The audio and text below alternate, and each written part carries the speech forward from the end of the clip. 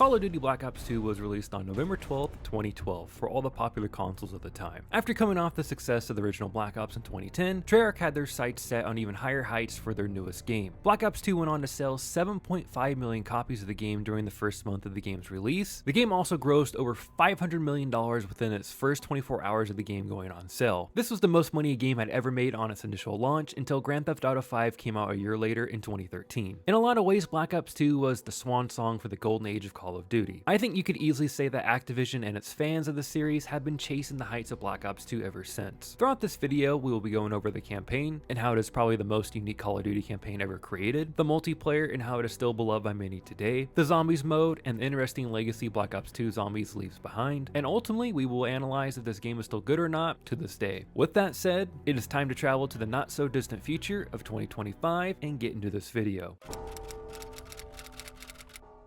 The Black Ops 2 campaign follows two converging storylines that take place in 1986 to 1989 and in 2025. The 80s storyline follows our two main protagonists from the original Black Ops game, and those two protagonists are of course Alex Mason and Frank Woods. The 2025 storyline follows Alex Mason's son, who is named David. Long story short, in both timelines the characters are tracking down the main antagonist of the game, which is a man named Raul Menendez. Menendez is easily one of the more threatening villains that is portrayed in any Call of Duty campaign. The Black Ops 2 campaign is one of the most unique COD campaigns because it allows the player to make choices that affect the outcome of the game. If the player decides to let someone die early in the game, that will affect the game in some way down the line, and the inverse of that statement is true too. This allowed for a lot of variety and replayability for fans of the campaign. Even with Treyarch giving players the ability to influence the game that they are playing, there are still events that happen in this campaign that are canon to the rest of the Black Ops timeline. With the reveal of the Black Ops 6 trailer, it was confirmed by Treyarch that many of the controversial moments of Black Ops 2's campaign are canon events,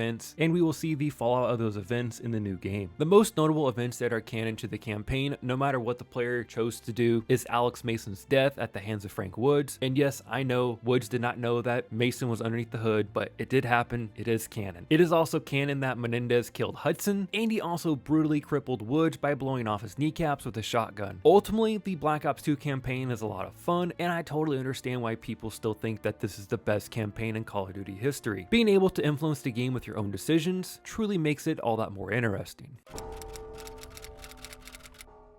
Multiplayer, the most important part of every Call of Duty. But before I even begin talking about anything of note, I just wanted to say that the multiplayer of this game on PS3 is all but dead. There were only 150 people online when I tried to record this on a Thursday evening, and the lobbies I could find were modded and a waste of time. With that said, I did find one lobby that wasn't modded, and it essentially turned into a 2v2 match. Have to say though, it was fun to play one last match of this game without any major issues. Black Ops 2's multiplayer was the first COD to introduce the Pick 10 system, which allowed for more loadout customization. This made it a lot easier for people to truly tailor how they like to play the game. I have to be honest, I long for the days of having this much simplicity in customizing your loadout in a Call of Duty game. Black Ops 2 also features score streaks instead of kill streaks like the previous Black Ops title. As most of you know, score streaks incentivize objective gameplay instead of just going for kill streaks each life. I do think Black Ops 2's score streak system is one of the better implementations of this system, comparing it to all the other CODs that have tried to do it. Black Ops 2 launched with 15 multiplayer maps and added 16 more maps as the DLC rolled out for the game's lifecycle. BO2 produced a lot of fan favorite maps that we are still seeing in remastered iterations today. A few of those maps are Express, Hijacked, Raid, Slums, Studio, Rush, and of course Nuketown 2025. Black Ops 2 also had a lot of fan favorite weapons such as the M27, Scar H, MAA1, AN94, MP7, Peacekeeper, and all the snipers that are found in the game. This game also featured all the popular game modes that we have seen in every Call of Duty, such as Team Deathmatch, Search and Destroy, Domination, and so on. Black Ops 2 also brought back party games, which became insanely popular with the original Black Ops. For all intents and purposes, the party games in Black Ops 2 were the same as Black Ops. You just did not have the choice to gamble away COD points every match, since BO2 did not feature COD points like its predecessor. I think that's really all I have to say about the multiplayer for BO2. I know I may be committing sacrilege by saying this, but I actually did not really play Black Ops 2 all that much in in its heyday. When the game came out, I was just not all that interested in the futuristic setting. Furthermore, I was just busy living life in the middle of high school, and my friends and I just enjoyed hanging out in person, playing MLB The Show or Madden far more than playing COD Online at the time. So with that said, it is hard to nostalgically look back at this game like a lot of the other CODs that I've talked about. In saying that, I still can see why people love this game and consider it their favorite. Black Ops 2 did a lot of things right when objectively looking at it. Sadly, when I subjectively look at it, this multiplayer just does not and did not captivate me like the other Call of Duties that came before it.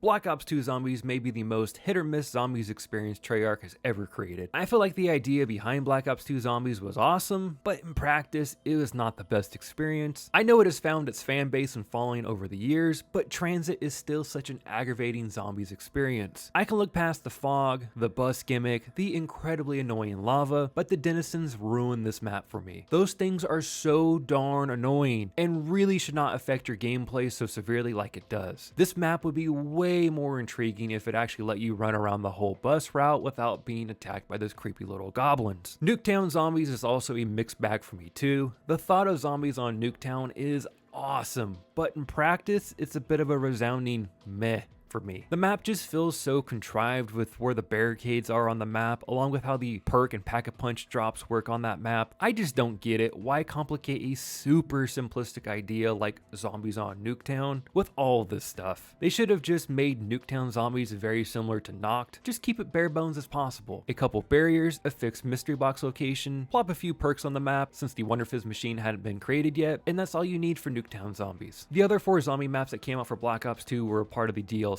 content, and to be completely honest, I did not buy any of the DLC content for this game, so I have never played any of these maps. Well, technically I have played Origins and Black Ops 3, but I've never played the BO2 version of that map. I know that may be shocking to hear, since Mob of the Dead, Buried, and Origins are beloved by so many. I also can't forget Die Rise, even though it seems like most people want to. From my experiences, Black Ops 2 is a very mixed bag, but I know there are plenty of people out there who consider this as their favorite iteration of COD Zombies, and I can respect that. It just isn't mine. As I stated earlier, I'm not really nostalgic about this game, but I can easily understand why so many people are. I think it is easy to say that Black Ops 2 represents the end of an era. It was the last Call of Duty to exclusively be developed for the 7th generation of consoles, and it also bookended the golden age of Call of Duty. Objectively looking at it, I can easily say that this game is still good in 2024. It just has too many good things going for it. And with that said, what are some of your favorite memories of Black Ops 2? Let me know down in the comment section below, and while you're down there, if you can like the video and subscribe to the channel, that'd be greatly appreciated. Until next time guys, everyone have a great day. Thanks for watching.